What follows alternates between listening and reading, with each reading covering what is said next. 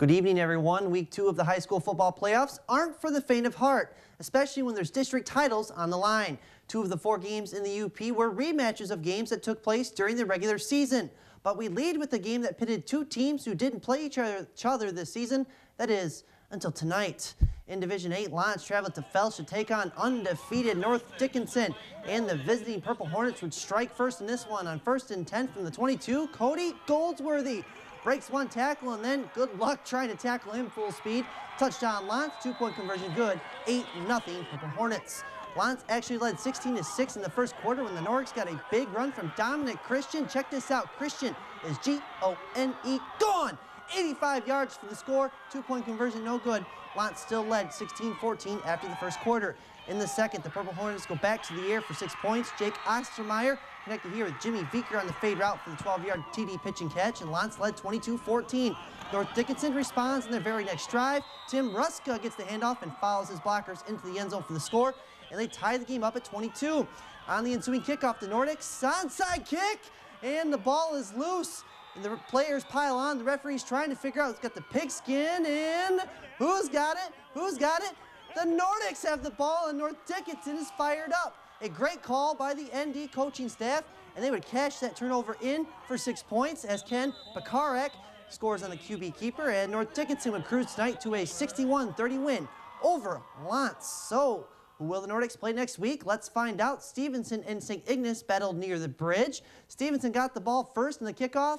Not good for the Eagles. TJ Rather, yikes, struggles to find the ball, and he's got a fall on it on the 4-yard line. The St. Steve flexes his muscles right away in the Stevenson offense, and they force a 3-and-out. And the Saints get on the board with the Curtis St. Louis faking the handoff and faking out our cameraman, and he hooks up with Joe Osman for a 25-yard TD pass, extra point good. Saints up 7-0.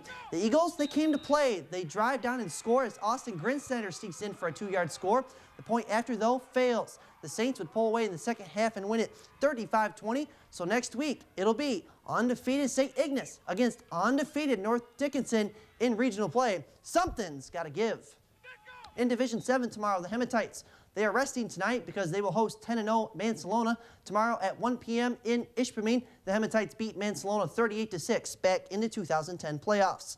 Let's go to Division 6. Negaunee hosted Calumet on a very cold and very snowy evening in Minor Country. The Copper Kings needed to get out to a fast start against a very good Miners defense, and Calumet got that great start thanks to Brendan Jakes, who picked up the kickoff, broke a tackle, and followed a convoy of Calumet blockers.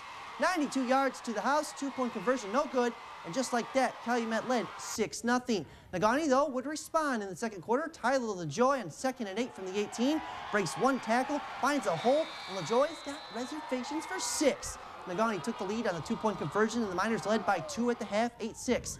In the third, the Miners needed 10 yards for a first down, and they got that, and then some from Tanner Uren. Turned here from a quarterback to a running back, busting through the Calumet D for a first down, and Uran's effort would pay off. 3 plays later, LaJoy on 1st and goal from the 2. He's in. Touchdown Negaunee. They led 14-6 after a failed 2-point attempt. Under 3 minutes left in the game. Calumet still trailed by 8, and the Copper Kings try a trick play here, a double reverse pass. And the Miners, they're all over it as Andrew Katona would intercept the ball for the Miners. The Negaunee defense held Calumet to just 1 total yard of offense in the second half, and the Miners win the district title game 14-6 over Calumet. Well, tomorrow afternoon in Division 5, another rematch from the regular season pits 9-1 Kingsford against 9-1 Menominee. Earlier this season, the Flivers edged the Maroons 14-13 at Fliver Field. This game, however, is at Menominee with kickoff set for 2 p.m. Eastern Time, 1 p.m. Central. In 8-man football, a good one in Detour tonight between Rapid River and Cedarville. In the fourth, the game tied at 14 apiece. The Rockets quarterback Jake Pearson keeps this one himself and finds the end zone as the Rockets go up by 6. Coach Ostrenga decides to go for 2. Pearson fakes and sneaks, then finds Robert Metter for the conversion. And this gets the sideline fired up. They're up by 8. But Cedarville has some time left to do some damage. Todd Hecht looks to pass, but has nowhere to go. He'll keep it and run the ball, and he gets out of bounds, and they have time for one more play. Do or die for the Trojans here. On 3rd and 19, he finds Hayden Barbeau, but the refs call it an incomplete pass as he drops the ball crossing the goal line. Oh, that is heartbreaking as Cedarville is stunned by Rapid River, and they win the game 22-14. Earlier this season, the Trojans beat RR by 60 points. That was 72-12 in Rapid River, I believe, in Week 5. So the Rockets got their own revenge tonight in Detour. As we go to the Barrie Events Center, just 15 minutes into the first period, Justin Selman from Michigan would win the face-off and pass back to Mac Bennett, who beats Jared Crow, and Michigan led 1-0 after the first period. The Cats, though, needed to regroup, and they did so in the second, less than a minute into the period. Eric Higbee in front of the net would put Northern on the board with this quick attack, and the Cats would keep it coming as they tied the game up at 1-1. Just a few minutes later in the second, Wade Epp at the top of the point on the power play would shoot, and he scores, and Northern Michigan takes the lead at 2-1. The band was fired up, as was the hockey team. NMU not done yet, though, in the second. Here they come right back at the Michigan defense. It'd be Ryan Doherty with the tip in front from Mitch Jones, and NMU led 3-1, and they're still not finished. Watch number 22, Cohen Dare, middle of your screen, as he stalks the front of the goal, and he puts the puck in the net, and the Cats led 4-1 after 2 periods of play. However, Michigan scored 3 goals in the third, including the tying goal with 6/10 of the second left to forced overtime. The game ended in a 4-4 tie, but Michigan won the shootout to earn the additional point. And the Wildcats, I bet, aren't a happy bunch, giving up a 3-goal lead. These two teams will also play again tomorrow night. In other CCHA action tonight, Bowling Green shut out Sparty, and Ferris did the same thing to Miami. In South Bend, Western Michigan won 3-2. And out in Alaska, Lake State in Alaska just dropped the puck moments ago. Staying with college hockey, but in the WCHA, Michigan Tech returned home tonight to face Nebraska Omaha. In the second, the Mavericks led 1-0, but they would turn the puck over in their own zone. Blake Pietila for Michigan Tech would end up getting the shot off here. John Faulkner gets a glove on it. He can't corral it. Tanner Caro, the Hancock native, is there to bang it home for the Huskies, and that tied the game up at 1-1. Late in the second, the Mavs looked to take the lead as Nick Sealer had a great chance to score, but Kevin Janot comes up big in goal for the Huskies, but the Mavs would score a goal late in the third to win the game 2-1. Puck and another save by Kevin Janot as it ricocheted up to Zombo. It's tough. You know, they're all tough.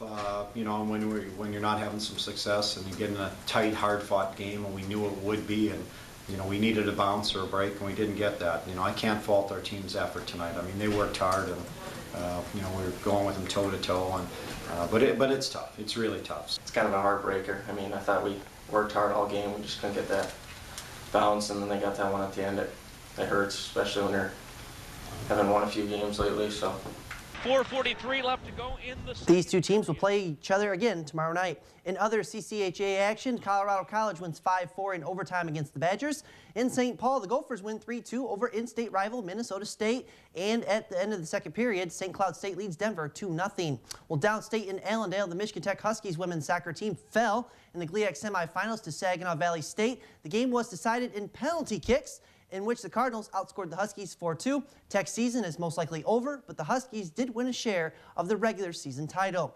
To GLIAC volleyball now, Hillsdale College came in and made the long trip up from downstate Hillsdale, where I grew up, to play NMU. First set tied 4-4. Kalisha Hartley sets up Sarah Hamilton, who brings down the hammer for the kill, and NMU led 5-4.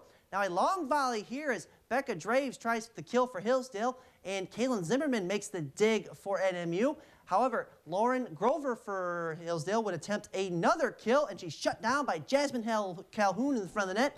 NMU up by 3. A little deja vu here for the Chargers as Harley again with another setup, this time to Callie Heron, as she splits 2 defenders for the kill, 14-9 Wildcats. And when you know it, NMU would win the first set 25-14, and they won the match 3-1 tonight over Hillsdale. Good for them. In Houghton, the Huskies won the third set to avoid a sweep, but that's all they won against the GLIAC's top volleyball team. Northwood won the match in 4 sets. Shelby Jones led Tech with 18 kills in the loss. Northwood improves to 15-0 in conference play.